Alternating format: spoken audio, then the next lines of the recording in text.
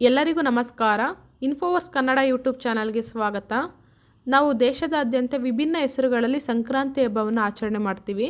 ವಿಶೇಷವಾಗಿ ನಾವು ಕರ್ನಾಟಕದಲ್ಲಿ ಮಕರ ಸಂಕ್ರಾಂತಿ ಅಥವಾ ಸುಗ್ಗಿ ಹಬ್ಬ ಅಂತ ಹೇಳಿ ಆಚರಣೆ ಮಾಡ್ತೀವಿ.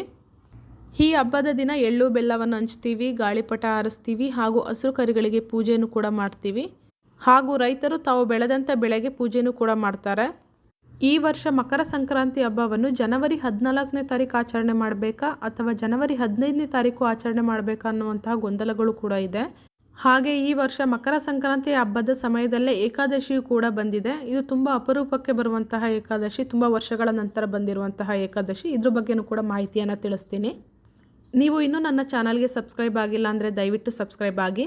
ಜನವರಿ 14ನೇ ತಾರೀಕು ಸೂರ್ಯನು ಧನುರ್ ರಾಶಿಯಿಂದ ಮಕರ ರಾಶಿಗೆ ಪ್ರವೇಶಿಸುತ್ತಾನೆ. ಈ ಸಮಯದಲ್ಲಿ ಸೂರ್ಯನು ಉತ್ತರದ ಕಡೆಗೆ ಚಲಿಸ್ತಾನೆ, ಹಾಗಾಗಿ ಇದನ್ನು ಉತ್ತರಾಯಣ ಅಂತಲೂ ಕೂಡ ಹೇಳ್ತೀವಿ. ಹಾಗೆ ಭೋಗಿ ಆಚರಣೆಯನ್ನು ಕೂಡ ಮಾಡ್ತೀವಿ. ಜನವರಿ 14ನೇ ತಾರೀಕು ಸೂರ್ಯನು ಧನುರ್ ರಾಶಿಯಿಂದ ಮಕರ ರಾಶಿಗೆ ಪ್ರವೇಶಿಸುವಂತಹ ಸಮಯ ಬಂದು ಸಾಯಂಕಾಲ ಆಗಿರುತ್ತೆ. ಅಂದರೆ 3 ಗಂಟೆ 13 ನಿಮಿಷದಿಂದ 5 ಗಂಟೆ 45 ನಿಮಿಷದವರೆಗೆ ಪ್ರವೇಶಿಸುತ್ತಾನೆ. ಆ ಸಮಯದಲ್ಲೂ ಕೂಡ ಪೂಜೆಯನ್ನು ಮಾಡಬಹುದು, ಸಾಯಂಕಾಲದ ಸಮಯದಲ್ಲೂ.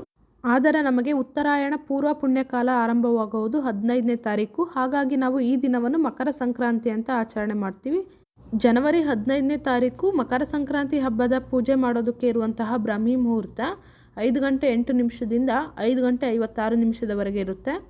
ಬೆಳಗ್ಗೆ ಬ್ರಾಹ್ಮಿ ಮುಹೂರ್ತ 5 ಗಂಟೆ 8 ನಿಮಿಷದಿಂದ 5 ಗಂಟೆ 56 ನಿಮಿಷದಲ್ಲಿ ಮಾಡೋದಕ್ಕೆ ಆಗದೇ ಇರುವಂತಹವರು ಬೆಳಗ್ಗೆ 8 ಗಂಟೆ 40 ನಿಮಿಷದಿಂದ 10 ಗಂಟೆ 24 ನಿಮಿಷದವರೆಗೆ ಇರುತ್ತೆ. ಈ ಸಮಯದಲ್ಲೂ ಕೂಡ ನೀವು ಪೂಜೆಯನ್ನು ಮಾಡಬಹುದು.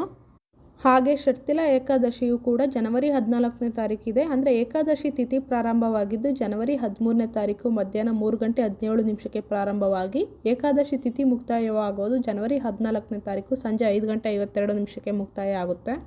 ಈ ಏಕಾದಶಿಯು ಕೂಡ ಸಂಕ್ರಾಂತಿ ಹಬ್ಬಕ್ಕೆ ಸೇರಿಕೊಳ್ಳುತ್ತೆ. ಹಾಗಾಗಿ ಏಕಾದಶಿಯ ಪೂಜೆಯನ್ನು ಮಾಡುವಂಥವರು ಕೂಡ ಮಾಡಬಹುದು. ಹಾಗೆ ಏಕಾದಶಿಯ ಉಪವಾಸ ಬಿಡುವಂತಹ ಸಮಯ ಬಂದು ಜನವರಿ 15ನೇ ತಾರೀಕು ಬೆಳಗ್ಗೆ 7 ಗಂಟೆ 15 ನಿಮಿಷದಿಂದ 9 ಗಂಟೆ 21 ನಿಮಿಷದವರೆಗೆ ಇರುತ್ತೆ. ಇದು ಪಾರಣ ಸಮಯ, ಅಂದರೆ ಉಪವಾಸ ಬಿಡುವಂತಹ ಸಮಯ ಆಗಿರುತ್ತೆ. ಇಷ್ಟೆಲ್ಲ ಮಾಹಿತಿಯು ಮಕರ ಸಂಕ್ರಾಂತಿ ಹಾಗೂ ಷಟ್ತಿಲ ಏಕಾದಶಿಯನ್ನು ಯಾವ ಸಮಯದಲ್ಲಿ ಮಾಡಬೇಕು ಅನ್ನೋದ್ರ ಬಗ್ಗೆ ಆಗಿರುತ್ತೆ. ಈ ಮಾಹಿತಿ ನಿಮಗೆ ಇಷ್ಟವಾಗಿದ್ದಲ್ಲಿ ಲೈಕ್ ಮಾಡಿ ಹಾಗೂ ಸಬ್ಸ್ಕ್ರೈಬ್ ಮಾಡಿ. ಮುಂದಿನ ವಿಡಿಯೋದಲ್ಲಿ ಮಕರ ಸಂಕ್ರಾಂತಿ ಹಬ್ಬದ ಪೂಜೆಯನ್ನು ಹೇಗೆ ಮಾಡಬೇಕು ಅನ್ನೋದ್ರ ಬಗ್ಗೆ ತಿಳ್ಕೊಳ್ಳೋಣ. ಧನ್ಯವಾದಗಳು.